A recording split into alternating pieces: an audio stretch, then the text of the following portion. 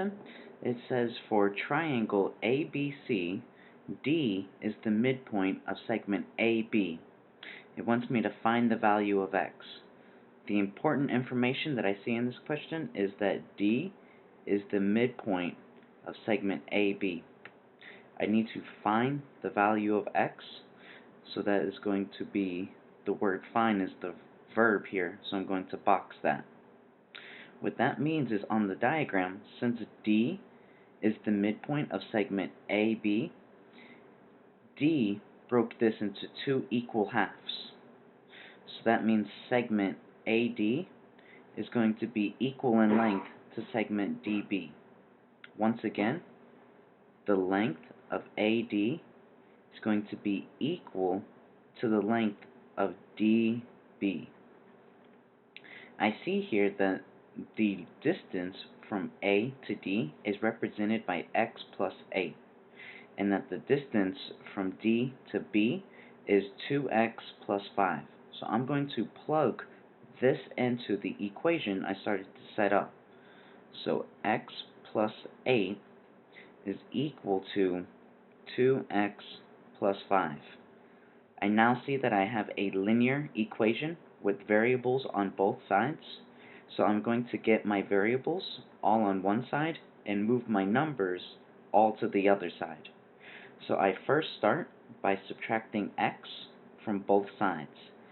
After I do that, I am left with 8 is equal to x plus 5. So once again, 8 is equal to x plus 5.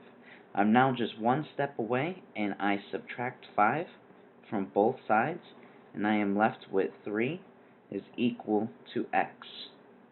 So I have found the value of x, so I box my answer. The second part to this question wanted me to find the length of segment AB. Once again, the verb is find. So segment AB is this whole length. I see that there are two parts that make up the whole length. So to me, that is a dead giveaway that I'm going to use the segment addition postulate. If we recall, the segment addition postulate says that the whole length can be equal to the sum of the parts. So when I look at the diagram here, I see that the whole length is AB, and the two smaller parts are AD and DB. So AD and DB. From part A, I know that x is equal to 3. So when I rewrite this, substituting in the expressions for AD and DB, I get that x plus 8 plus 2x plus 5. I'm going to rewrite this by substituting in 3 for x, and that is 3 plus 8 plus 2 times 3 plus 5. This is equal to 11 plus 11. Once again, this makes sense because the two parts were equal to each other, and they were both length 11.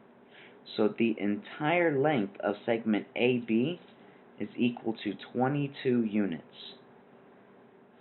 I want to go back and make sure that the question for part B wanted me to find the length of AB, which is what I did, so I boxed my answer. And I have finished question number 1.